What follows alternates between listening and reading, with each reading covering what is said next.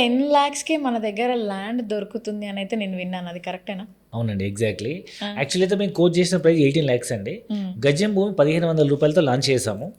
అయితే minimum size వచ్చేసి 10 గుంటలండి. అంటే 10 గుంటల నుంచి మించి ఒక పావు ఎకరా, అంటే 1200 గజాలు. ఎస్ఎఫ్టీ చెప్పాలంటే 11,000 ఎస్ఎఫ్టీ. అది మనం కేవలం ఒక పావు ఎకరా భూమి 18 లక్షలకి ఇస్తున్నాము. బట్ ప్రజెంట్ ఏదైతే ఉందో మనకి మీ అందరూ తెలుసు, డెవలప్మెంట్ కాకముందు ప్రైస్ ఉంటుంది, డెవలప్మెంట్ అయినాక ఒక ప్రైస్ ఉంటుంది. మనం కోట్ చేసే price after development it's around take 3 to 4 months. అయితే ఇనిషియల్ స్టేజ్లో ఎవరైతే యాస్టీస్ ఇప్పుడు ఉన్న భూమి ఇన్వెస్ట్మెంట్ ఆప్షన్లో కొనుక్కుంటారో, లేఅవుట్ బుక్ చేసుకుంటారో వాళ్ళకి మనం గజం భూమి 833 రూపీస్కి ఇస్తున్నాము. 833 రూపీస్ పర్ స్క్వేర్ యార్డ్. అట్లా మీరు ఒక 10 గుంటల భూమి తీసుకుంటే ఇంచుమించు 10 లక్షల్లో వస్తుంది. అంటే స్టేట్ అవే 8 lakhs రూపీస్ బెనిఫిట్ అవుతుంది అనమాట. ఓకే, చాలా అమ్యూనిటీస్ కూడా ఇస్తున్నారని విన్నాను. ఒకసారి వాటి గురించి కూడా చెప్పండి సార్. సో మెయిన్ థింగ్ ఏంటంటే వీఆర్ డెవలపింగ్ ఒక 5 acres ఆఫ్ క్లబ్ హౌస్ అనమాట, ఒక రిసార్ట్. సో జనరల్గా మీరు బయట ఒక రిసార్ట్ మెంబర్షిప్ తీసుకోవాలంటే ఇంచుమించు 5 లక్షల నుంచి 10 లక్షలు అవుతుంది.